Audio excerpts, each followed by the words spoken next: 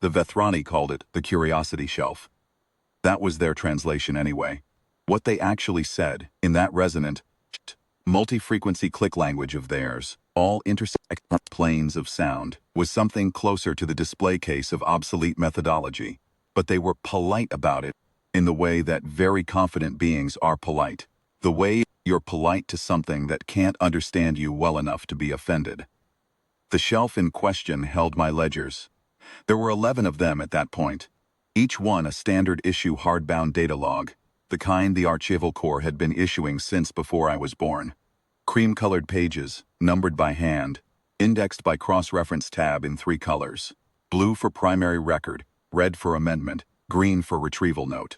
I kept them on a low shelf beside my workstation on the Joint Data Station Orithis Null, processed records for 14 species across 6 treaty systems. My workstation was in the corner. 3 workstations occupied the center of the archive floor, because the Vethrani managed the neural index network, and the neural index was, as they would tell you at some length, the only methodology that mattered. It had been designed over 3 centuries and refined by 11 generations of Vethrani data architects, each iteration faster and more elegant than the last.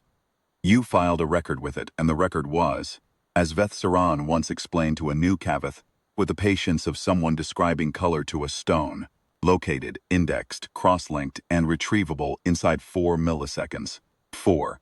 He let the number sit in the air the way Vethrani do when they consider a point to be closed. I'd been on Orithis Null for 2 years when Coordinator Veth Saran first noticed the ledgers. He was the station's senior data architect. All flat crystalline planes where a face should be, refracting light differently depending on his mood, which they told me later, was how you read Vethrani emotion if you knew what to look for. When he was pleased, he threw amber. When he was amused, a kind of cool violet. He threw a lot of violet the first time he picked up ledger number 4 and turned it over in what passed for his hands. You record manually, he said. It wasn't a question. Cross-reference manually, I said. The network handles volume. The ledger handles location. He set it down, very gently. The way you set down something fragile that you also find faintly ridiculous. Over the next several weeks, I became something of a point of interest. Other Vethrani data architects would drift past my corner. It was not a thing they normally did. My corner was, by network standards, irrelevant. My terminal handled intake classification, which the neural index processed in milliseconds.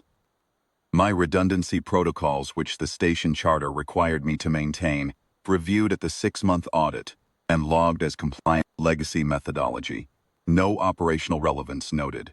One of the younger data architects, a narrow, pale-faceted being named Veth Koran, who managed subnode allocation and had very strong opinions about throughput efficiency, asked me once how long it took to cross-reference a single entry by hand. I told him somewhere between 30 seconds and 2 minutes, depending on complexity. He held that thought for a long moment, and then said, gently, that the neural index performed the equivalent operation in less time than it took me to lift my pen. I agreed that this was true. At some point, the Vethrani submitted a supplementary note to the station's cultural assessment log, routine documentation they maintained for all non-Vethrani personnel, that described my methodology as pre-network archival practice, manually intensive, historically significant, operationally redundant. I read this note because reading all station documentation was part of my job. I filed it in Ledger 3, under General Assessments, and put a green retrieval note on it, in case anyone ever wanted to find it again. Veth Saran asked me once why I bothered.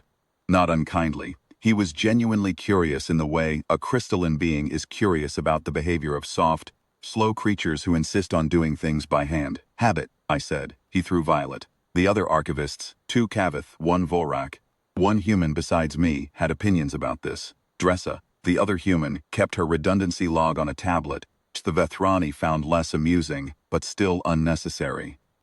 She told me once that the ledger thing was going to make me look like I didn't trust the network.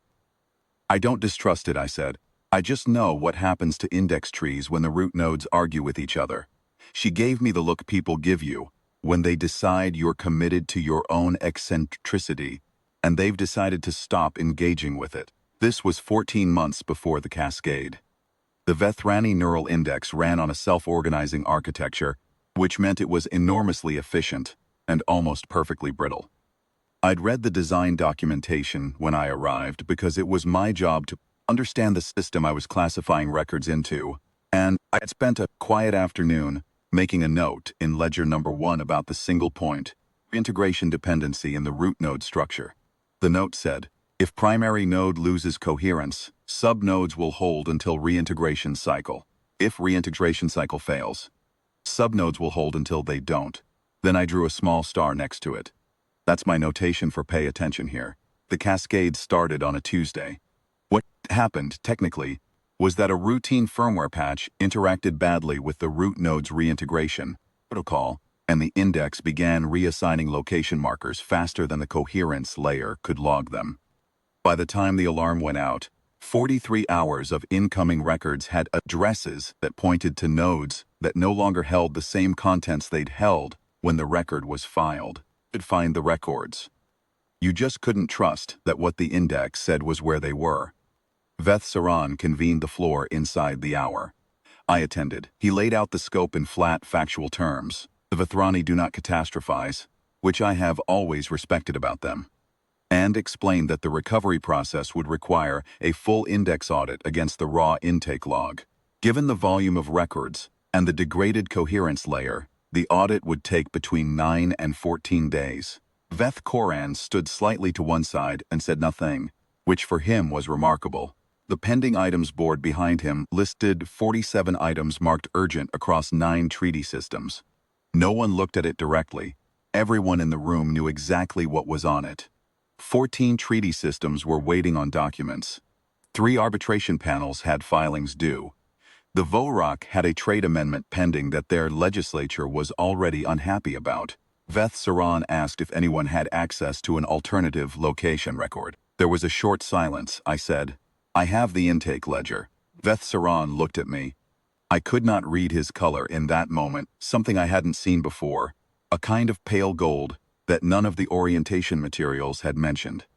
I brought Ledger 7 and Ledger 8 to the central table, 43 hours of records, classified by intake date, cross-referenced by filing category and treaty system, retrieval notes in green wherever I'd flagged an unusual classification.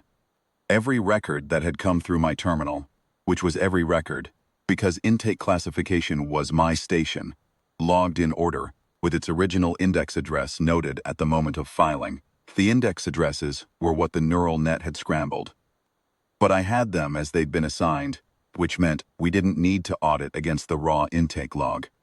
We needed to audit against my green column. I sat down and started reading them out. A junior Vethrani data architect, Veth Koran, as it happened, who 2 months earlier had timed how long it took me to lift my pen, sat across the table and typed. We went through 43 hours of records in 56 minutes.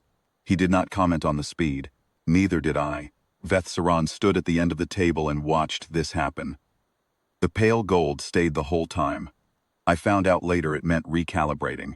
The formal incident report logged the recovery time as 56 minutes from identification of alternative methodology to full index restoration, which was considerably better than 9 to 14 days. There was a supplementary note attached, authored by Veth Saran, that described the ledger system as a manually maintained parallel index protocol with demonstrated operational utility in node coherence failure scenarios.